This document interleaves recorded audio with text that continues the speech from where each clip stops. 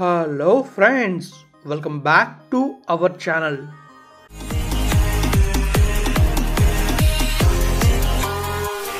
Friends మనమైతే మన వైజాగ్లో సీఎత్తకొండ బీచ్ ఇప్పుడు డ్రోన్ వ్యూలో చూడబోతున్నాం. మరి ఈ డ్రోన్ వ్యూస్ మీరు ఎంజాయ్ చేయాలంటే వీడియో చివరి దాకా చూసేయాలి. ఇప్పుడు మీరైతే ఫస్ట్ సినిమాటిక్ వ్యూస్లో బీచ్ని చూసేయండి.